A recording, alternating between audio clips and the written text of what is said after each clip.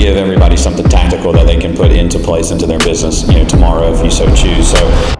All right, guys, we're out here at the Baton Rouge Marriott today. We're at the Blaze the Trail event. This is an event that brings local real estate agents together, talk about top producers. We had a broker panel. We had some speakers, but anyways, the content today was awesome. I got to speak on this panel today. There was a tremendous amount of value that was dropped in there, some really, really good nuggets. So look, guys, we're going to give you something for free that most people pay a lot of money for. So let's check it out. The first question I have for our panel is, what was the biggest mind shift that took you from busy to high producing? All right, this is probably my favorite question. A lot of you guys probably know Tim Houck, right? Tim Houck brought me into this world 15 years ago, and I was with Keller Williams, an amazing company, and I read the book, The Millionaire Real Estate Agent. So if you haven't read the book, read the book. But it talked about economic models, organizational models, right? Lead generation models, and one of the first things it said was creating leverage in your world. So if you feel busy and you're doing too many things, so transaction coordination, listing coordination, marketing, operations, sales, right? As a real estate professional, we wear a lot of hats. So I think the first thing you can do to going from busy to being a high performer is to think, and there's a great book, it's called The Who Not How by Benjamin Hardy. So that's write that down. And what you need to do is you need to flip your mindset, not from how will I do something, but inevitably who can do this for me. So that was how I was able, I think I was smart enough. I got coaching in the very beginning of my real estate career, and I've always had somebody challenging me and pushing me, and really the leverage piece. And it's like, all right, instead of like, how do I do all of this non-productive, this paperwork, right? Like, who can do this for me? So I would say it's a mindset shift and leverage. What system or daily habit is a non-negotiable for your success? Yeah, so mine is 1,000% lead gen. So whether you're a team leader, you're lead gen for agents or for buyers and sellers, whatever it may be. But for me, on top of that, it is a powerful morning routine. I am a 5 a.m. riser. I have a devotional I read every single day. I'm a big believer in visualization. I'm a big believer in affirmations. I think those are incredibly important things to start your day off on a very positive note, but also like in a very high optimism, right? Like, this business is really challenging and it can beat you down, and you have to learn to build the disciplines to do the hard things every single day. And for me, it starts by a very, very powerful morning routine every single day. Thank you. So how do you handle burnout or plateaus without losing momentum? Does coaching or mentorship play a role in staying on track? So I am a vacation person. I love to travel. Like, that is my love language. I love to travel. I'm very vocal about traveling, and I can tell you that most of the time, every 6 to 8 weeks, there is a trip that is planned in my calendar.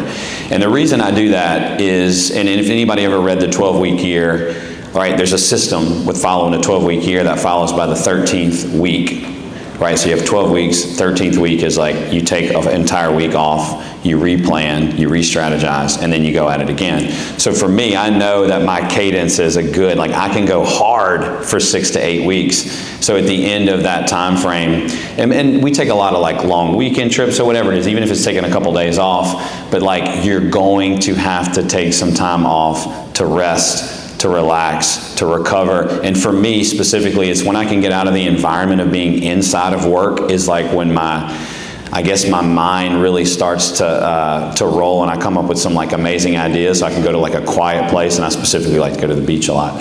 But that's where I go. I get a tremendous amount of energy, and I usually come back. I was in San Diego last week at a Tom Ferry team retreat, and for me that was perfect for this time of year and this season, as we're getting ready and we're doing our business plans and we're preparing for next year. It was an opportunity for me to relax, recover, and then come back this week incredibly fired up. So I would say for me, burnout, and for you guys, if you do not take off time and you have self-care time, you will absolutely burn out. I'm a very systems and processes kind of person, so my team knows we have a 36-touch program, and I want to give everybody something tactical that they can put into place into their business, tomorrow if you so choose. So, we follow the 36-touch that Gary Keller wrote about in the MREA, and it's 4 quarterly calls. They're getting 26 emails, roughly 2 emails from us every week. We're doing a client appreciation event every year. We're doing a king cake giveaway, which ours is a little different. We give away king cakes from the Heavenly Donut, I think is where they come from. And that's something. So we try to give our agents a reason to call their sphere and their past clients every quarter. So typically it's like, hey, come to our event. Hey, we're having a client, a king cake giveaway.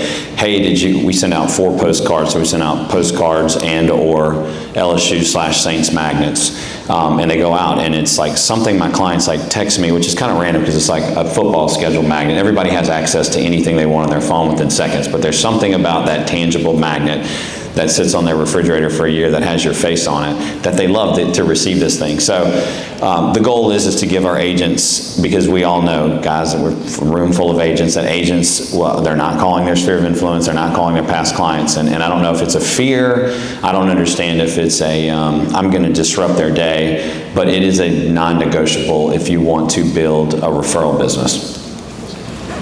What do you find buyers and sellers are really thinking in this market? I think that there's a lot of noise out there, and there's just so much inaccurate information, right? So the first question I typically ask my buyers and sellers is, what do you know about, X, Y, and Z? And you really have to understand where they're coming from, and it's our job as real estate professionals to deliver the truth in a way that they can understand it, they can analyze it, and they can inevitably put it into action. And I agree. I think sellers unfortunately think that their houses are probably worth more than they are. Conditions never been more important, right? We have more inventory than we've had in a long time, and buyers think that they can literally get any and everything in the world that they want, and in some cases, this is true. So at the end of the day, I think Phil was just really, he made a point to say, hey, listen, you're a professional in real estate. That's what you do. You should know the numbers, meaning you should know the average sales price, the absorption rates, the average days on market. You should know all of these things, and you should know them about every neighborhood that you're servicing. And if you can take the intelligent information and you can share that, with your clients, it's up to them at that point to make an intelligent decision. What is the best advice that you've received from a past mentor that helped you get where you are today? I mean, for me, again, I know Leo talked a lot about being a team player, being on a team. I've been on a team my entire life, and I've shown up every single day.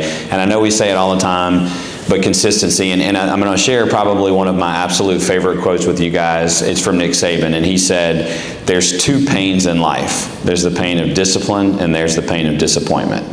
If you can fight through the pain of discipline, you'll never have to experience disappointment.